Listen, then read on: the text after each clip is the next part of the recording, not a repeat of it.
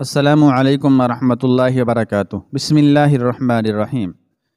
دوسرے دن راجہ رتن سنگھ نے رام دیو سے پوچھا، مہاراج کیا آپ نے دلی کے سفیر پر قابو پا لیا؟ راجہ رتن سنگھ بڑے حسرت آمیز لہجے میں پوچھ رہا تھا، سلطان کا وہ خفیہ پیغام کیا ہے؟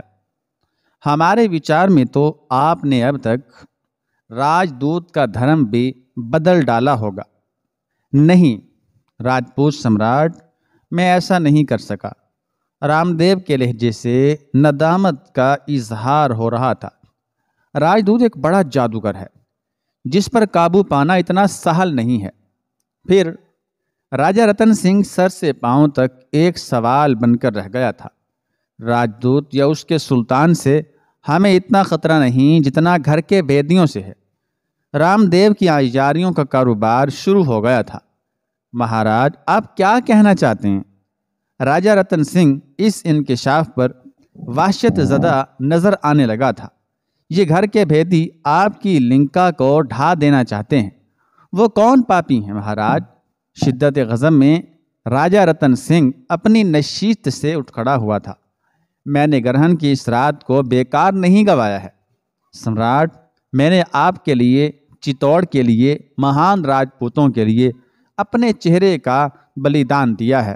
یہ کہہ کر رام دیو نے اپنے چہرے پر لپٹی ہوئی سیاہ چادر ہٹا دی۔ راجہ رتن سنگھ اور مہا منتری رام دیو کا جھلسا ہوا چہرہ دیکھ کر حیرت زدہ رہ گئے۔ یہ کیا ہوا مہاراج؟ رتن سنگھ اور وکرم سنگھ بیک وقت بولے، آپ کی آن پر میں نے اپنے پرانوں کی قربانی چڑھا دی تھی۔ بھور ہوتے ہی آپ کو آشرم میں مردہ جسم نظر آتا۔ وہ تو دیوتاؤں کی کرپا تھی کہ صرف میرے مکھ پر ہی یہ آفت ٹوٹ پڑی، ورنہ پورا شریر جل کر راکھ ہو چکا ہوتا۔ میں راجدوت کے دل پر اپنا منتر آزما رہا تھا کہ آنکھوں کے سامنے اچانک کھم شیام کا مندر ابھر آیا، اور پھر مندر کے ایک کمرے میں آنند پال کا چہرہ دکھائی دینے لگا۔ یہ بڑی انوکھی بات تھی، آج تک ایسا نہیں ہوا تھا۔ میں نے راجدوت کو چھوڑ دیا اور اس گناہ گار کے بارے میں سوچنے لگا جو سمراٹ کے سارے پریوار کو تباہ و برباد کر دینا چاہتا ہے۔ میں پلٹ پڑا اور آدھی رات کو آنند پال کے پاس پہنچا۔ اس نے اپنی شکتی کے بل پر میرا چہرہ جلا دیا۔ پھر ایک بڑی لڑائی کے بعد میں نے اسے بے ہوش کر دیا۔ بے سود ہو کر وہ چیخنے لگا، سلطان علاء الدین خلجی چتوڑ کی بنیادیں اکھاڑ پھینکے گا، رانی پدمنی کا بڑا اپمان ہوگا، اور راجہ رتن سنگھ کو قیدی بنا لیا جائے گا۔ یہ کہہ کر رام دیو خاموش ہو گیا اور راجہ رتن سنگھ کے چہرے پر اپنے جھوٹ کا رد عمل تلاش کرنے لگا۔ بہت ہو چکا۔ راجہ رتن سنگھ جذبات سے مغلوب ہو کر چیخنے لگا، ہم سے بڑی بھول ہو گئی کہ اس پاپی کے پران نہیں چھینے۔ پتا جی ٹھیک ہی کہتے تھے کہ شترو کو گھات لگانے کا دوسرا موقع نہیں دینا چاہیے، پھر بھی وہ بھاگ کر کہاں جائے گا؟ ہمارے ہاتھ سب سے لمبے ہیں اور ہماری تلوار کی چمک سے بجلی بھی ڈرتی ہے۔ ہم آنند پال کو ایسی سزا دیں گے کہ اس کے باپ کی آتما بھی کانپ اٹھے گی۔ یہ کہہ کر رتن سنگھ مہا منتری سے مخاطب ہوا، وکرم سنگھ آنند پال کو کھم شیام کے مندر سے پکڑ کر مہاراج کے آشرم میں لے آؤ۔ آج رات ہم اس کی موت کا جشن منائیں گے۔ رتن سنگھ کا حکم سنتے ہی مہا منتری اس مخصوص کمرے سے باہر نکلا اور اپنے گھر کی طرف روانہ ہو گیا۔ وکرم سنگھ کا مکان راج محل کے درمیانی حصے میں واقع تھا۔ مختصر سا فاصلہ طے کرتے ہوئے بھی وکرم کے ذہن میں ایک حشر سا برپا تھا اور سینے میں ایک آگ سی لگی ہوئی تھی۔ وہ ذاتی طور پر سیاسی آنند پال کا بہت احترام کرتا تھا، اور آج وہی محترم شخصیت راجہ رتن سنگھ کے قہر و غضب کا نشانہ بن کر دنیا سے رخصت ہو جانے والی تھی۔ وکرم سنگھ کسی ملازمہ یا خادمہ سے کچھ کہے بغیر سیدھا اپنے کمرے میں داخل ہوا اور بستر پر دراز ہو گیا۔ وکرم سنگھ کی آمد نے آنند بھون میں ایک ہلچل سی مچا دی تھی۔ آنند بھون وکرم سنگھ کے مکان کا نام تھا، جس میں واقعتاً دنیا کی ہر لذت و آسائش موجود تھی۔ وکرم سنگھ ایک خاندانی راجپوت تھا۔ اس کے بزرگ صدیوں سے حکومت کے بڑے بڑے عہدوں پر فائز چلے آ رہے تھے۔ رانی پدمنی اس کے حقیقی بڑے بھائی کی بیٹی تھی۔ رانی چتوڑ کا چچا ہونے کے باعث اس کے اثر و رسوخ میں مزید اضافہ ہو گیا تھا۔ وہ ایک ہوشمند اور مدبر وزیر اعظم تھا۔ اس نے بیشتر مواقع پر اپنی فطری ذہانت سے کئی بگڑے ہوئے کام سنوارے تھے، لیکن جب سے سلطان علاء الدین خلجی کا سفیر چتوڑ آیا تھا، اسی دن سے مسائل الجھتے جا رہے تھے، اور آج وکرم سنگھ کے لیے ایک اذیت ناک مرحلہ آ پہنچا تھا۔ کیا میں حاضر ہو سکتی ہوں؟ کمرے کے دروازے پر ایک شیریں آواز ابھری۔ آنے والی لڑکی وکرم سنگھ کی لائق بیٹی نرملا کماری تھی۔ میں گزشتہ 15-20 دن سے دیکھ رہی ہوں کہ آپ دن رات کسی اذیت ناک خیال میں کھوئے رہتے ہیں۔ پہلے مجھے شک تھا کہ کوئی تکلیف دہ مرحلہ درپیش ہے جسے آپ مجھ سے چھپانا چاہتے ہیں، مگر آج بے وقت کی آمد اور چپ چاپ کمرے میں داخل ہو کر محصور ہو جانا اس بات کی علامت ہے کہ وہ مسئلہ اپنی الجھنوں کی انتہا کو پہنچ چکا ہے۔ یہ کہہ کر نرملا کماری خاموش ہو گئی اور افسردہ نگاہوں سے باپ کے چہرے کو دیکھنے لگی۔ آپ کی بے پناہ محبت نے مجھے ایک پر اعتماد زندگی بخشی۔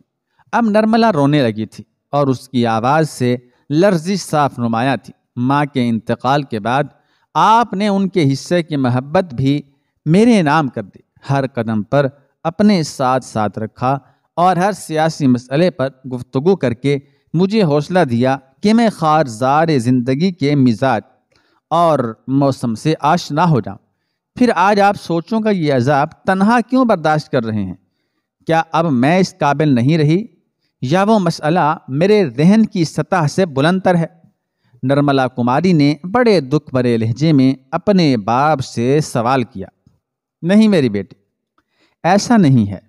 وکرم سنگھ نرملا کماری کی دل پگھلا دینے والی گفتگو سن کر سخت اضطراب کا شکار نظر آنے لگا تھا۔ میں نے تمہیں چتوڑ کی سیاست سے ہر قدم پر باخبر رکھا ہے، مگر انسان کی زندگی میں کچھ ایسے لمحات آ جاتے ہیں کہ وہ بعض امور کو اپنے آپ سے بھی چھپانے لگتا ہے۔ مہامنتری کی آنکھوں میں الجھن اور پریشانی کا گہرا رنگ نمایاں تھا۔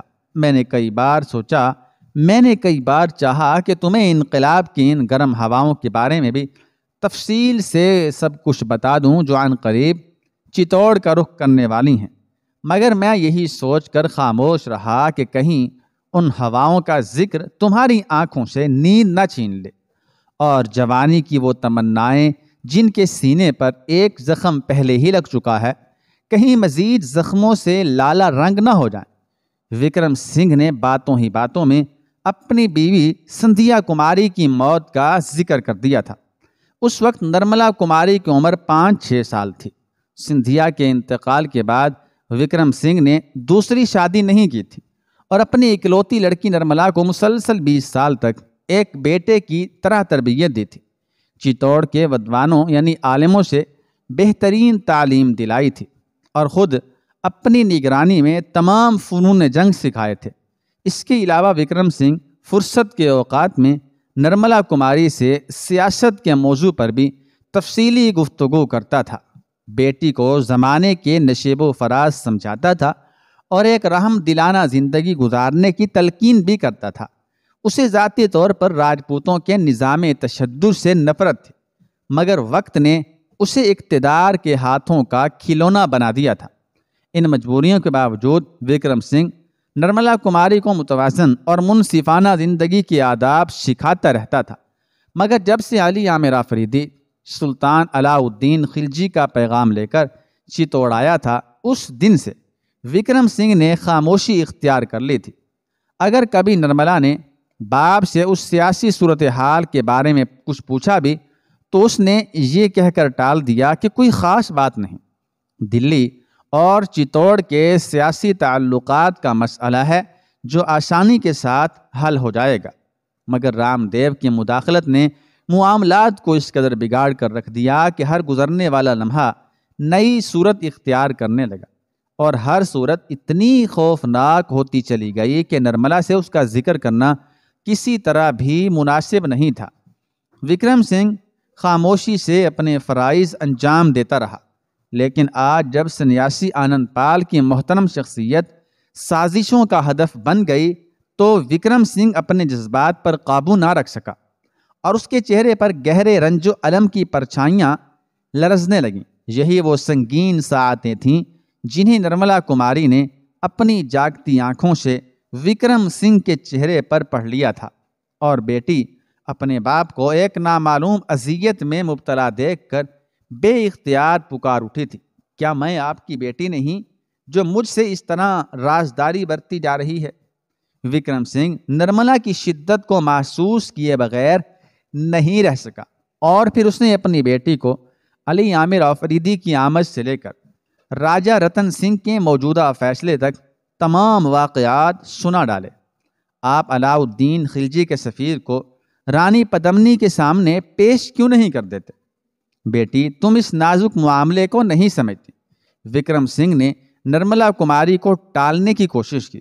یہ تو بڑی نادانی ہے کہ ہم مفروضات میں الجھ کر وقت برباد کرتے رہیں۔ نرملا کماری اپنی کم عمری کے باوجود نہایت مدبرانہ انداز میں بول رہی تھی۔ اگر کوئی شخص ہماری موت کی خبر لاتا ہے تو ہمیں پورے حوصلے کے ساتھ اس خبر کو سننا چاہیے۔ اس طرح فائدہ یہ ہوگا کہ ہم تمام تر قوتوں اور تدبیروں کے ساتھ اپنی زندگی کا تحفظ کر سکیں گے۔ اگر پھر بھی موت ہم پر غالب آ جائے تو یہ کوئی عجیب بات نہیں ہوگی کہ دنیا میں روزانہ ہزاروں اور لاکھوں انسان مرتے رہتے ہیں۔ نرملا کماری نے ایک مضبوط دلیل کے ساتھ اپنے باپ کو قائل کرنے کی کوشش کی تھی۔ آفریدی کا مسئلہ حل ہو سکتا ہے، مگر میں اس شخص کی جان کیسے بچاؤں جس کی زندگی کی سانسوں کا شمار ختم ہونے والا ہے؟ وکرم سنگھ نے گفتگو کا رخ دوسری طرف موڑ دیا تھا۔ بیٹی اگر آنند پال کو قتل کر دیا گیا تو وہ لوگ بھی جیتے جی مر جائیں گے جو انسانی کردار کی اصلاح کے لیے مخالف ہواؤں سے جنگ کر رہے ہیں۔ یہ گنتی کے 2-4 چراغ ہیں جو آندھیوں کے رخ پر ہوتے ہوئے بھی اپنی تھر تھراتی لو کو اس امید پر بچانے کی کوشش کر رہے ہیں کہ شاید ہواؤں کا طوفان تھم جائے اور اندھیروں کے مسافر روشنی کی اس لکیر کے سہارے اپنا راستہ تلاش کر لیں۔ سیاسی آنند پال چراغ نہیں، روشنی کی ایک قندیل ہے۔ اگر قندیل ہی بجھا دی گئی تو یہ ٹمٹماتے دیے ظلمتوں سے کس طرح نبرد آزما ہوں گے؟ آپ اس قندیل کو بچانے کی بھرپور کوشش کیجیے۔ نرملا نے بے جھجک ہو کر باپ سے کہا۔ اگر کوئی ہلاکت خیز جھونکا قندیل کی طرف بڑھے تو آپ اپنی پشت اس کی جانب کر دیجیے، یہ آپ کا فرض ہے۔ سنیاسی کے گیان نے اسے قتل کی منزل تک پہنچا دیا ہے۔ وکرم سنگھ شدید بے چینی کے عالم میں بستر سے اٹھ کر کھڑا ہو گیا اور پھر پشت پر اپنے دونوں ہاتھ باندھ کر کمرے میں ٹہلنے لگا۔ جھوٹوں کی بستی میں سچے گیان کا یہی انجام ہوتا ہے۔ راجپوت سمراٹ تو ایک ہوش مند فرما رواں ہے، انہیں سنیاسی کی سچی باتوں کو برداشت کرنا چاہیے۔ سنیاسی آنند پال کہتے ہیں کہ چتور تباہ و برباد ہو جائے گا۔ وکرم سنگھ نے اس طرح جواب دیا جیسے وہ سرگوشیاں کر رہا ہو۔ سنیاسی نے یہ بھی کہا ہے کہ راجہ رتن سنگھ اور رانی پدمنی کی بڑی رسوائی ہوگی۔ اب تم ہی بتاؤ کہ یہ باتیں سننے کا حوصلہ کس میں ہے؟ میرے نزدیک تو سنیاسی قابل احترام ہیں کہ وہ وقت سے پہلے سیلاب کی خبر دے رہے ہیں۔ نرملا کماری کی باتوں میں وہی سادگی اور وہی معصومیت تھی۔ لوگ سیلاب کی خبر سننے کے لیے تیار نہیں، وہ حکمراں ہوں یا عوام۔ ہر شخص چاہتا ہے کہ ندیاں بہتی رہیں، گنگناتی رہیں۔ کسی میں اتنی ہمت نہیں کہ پانی کے ترنم ریز دھاروں کو موج بلا کی شکل میں دیکھ سکیں۔ مہامنتری بار بار اپنے ہاتھوں کو رگڑ رہا تھا۔ کوئی بھی سنیاسی کا احسان ماننے کے لیے تیار نہیں۔ سب کے سب اسے احمق کہتے ہیں، گنہگار سمجھتے ہیں۔ آنند پال جیسے پاگل کو اس ہوشیار دنیا سے جانا ہی ہوگا۔ وکرم سنگھ کو مضطرب دیکھ کر نرملا کماری گھبرا گئی۔ اگر آپ راجہ رتن سنگھ سے سنیاسی کے لیے رحم طلب نہیں کر سکتے تو میں رانی پدمنی سے بات کر سکتی ہوں، آخر وہ میری بہن بھی ہیں۔ نہیں نرملا، ہرگز نہیں، وکرم سنگھ نے تیز آواز میں کہا۔ کوچے اقتدار میں داخل ہونے والے کا کسی سے کوئی رشتہ باقی نہیں رہتا۔ پدمنی کو اپنے ناز و ادا اور غرور شاہانہ کی نمائش ہی سے فرصت نہیں، وہ سنیاسی کے اسرار کو کیا سمجھے گی؟ وہ تو خود چاہتی ہے کہ صرف اس کے اشاروں پر ناچنے والے زندہ رہیں۔ آنند پال اس کی جنبش چشم پر رقص نہیں کر سکتا، اس لیے اسے قتل ہونا ہی پڑے گا۔ یہ کہہ کر وکرم سنگھ کمرے سے باہر آیا اور پھر طویل راہداریاں طے کرتا ہوا اپنے مکان سے نکل کر راج دربار کے اس حصے میں چلا گیا جو مہامنتری کے لیے مخصوص تھا۔ کچھ دیر بعد وکرم سنگھ نے اپنے دستہ خاص کے 4 سپاہیوں کو طلب کیا اور انہیں مخاطب کرتے ہوئے کہا، تم لوگ کھم شیام کے مندر جا کر سنیاسی آنند پال کو احترام کے ساتھ لے آؤ۔ ان کے پیروں میں بیڑیاں نہ ڈالنا کہ وہ کوئی مفرور مجرم نہیں، اور انہیں ایذا بھی نہ پہنچانا کہ وہ کوئی قاتل یا غدار نہیں۔ جب ریاست چتوڑ کے سپاہیوں نے کھم شیام کے مندر پہنچ کر سنیاسی آنند پال کے دروازے پر دستک دی تو فوری طور پر کوئی جواب نہیں آیا۔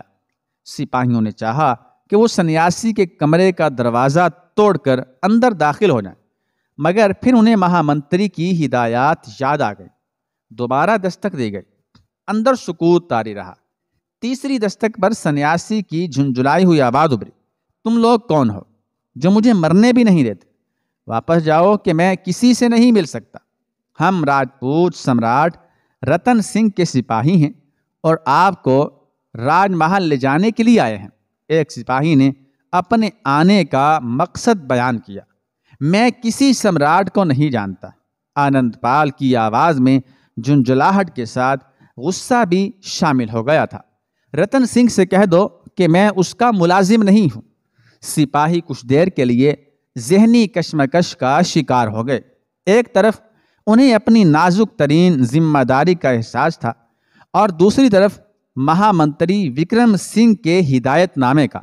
بالآخر دوسرے سپاہی کو صاف صاف کہہ دینا پڑا، سنیاسی خاموشی کے ساتھ باہر نکل آؤ۔ راجہ رتن سنگھ کی طرف سے تمہاری گرفتاری کا حکم دیا گیا ہے، تمہیں اسی وقت دربار میں حاضر ہونا ہے۔ اگر تم نے پسو پیش سے کام لیا تو ہم دروازہ توڑ دیں گے۔ ٹھہرو، تمہیں اس کی ضرورت نہیں پڑے گی۔ یکایک آنند پال کی آواز پرسکون محسوس ہونے لگی تھی۔ تم نے پہلے کیوں نہیں کہا کہ میری موت کا پیغام لے کر آئے ہو؟ چند لمحے انتظار کرو، میں ابھی آ رہا ہوں۔ یہ کہہ کر سنیاسی آنند پال نے ایک گوشے میں پڑا ہوا کپڑے کا جوڑا اٹھایا جسے اس نے اپنے ہاتھ سے کل ہی دھویا تھا۔ پھر وہ دروازہ کھول کر اطمینان سے باہر آیا اور سپاہیوں کو مخاطب کر کے بولا، وہ سامنے تال ہے، میں ابھی اشنان کر کے واپس آتا ہوں۔ سپاہی تالاب کے کنارے پہنچ کر ٹھہر گئے۔ سنیاسی اطمینان سے نہا رہا تھا۔ اس کے بعد وہ پانی سے باہر نکلا، کپڑے تبدیل کیے اور مغرب کی جانب جھکتے ہوئے سورج کو دیکھ کر کہنے لگا، تو بھی مجبور ہے اور میں بھی بے دست و پا ہوں۔ تو کتنا ہی چمکے مگر اس نگری کے باسی اندھے ہیں، انہیں کچھ نظر نہیں آئے گا کہ ان کا مقدر ہی اندھیرا ہے۔ میں کتنا ہی چیخوں لیکن اس بستی کے رہنے والے نبٹ بہرے ہیں، انہیں کچھ سرائی نہیں دے گا کہ ان کے کانوں پر سدا سے ہمیشہ سے جھوٹ کا پہرا ہے۔ میں اپنے سفر پر جا رہا ہوں، تو بھی اپنی منزل کی طرف چلا جا۔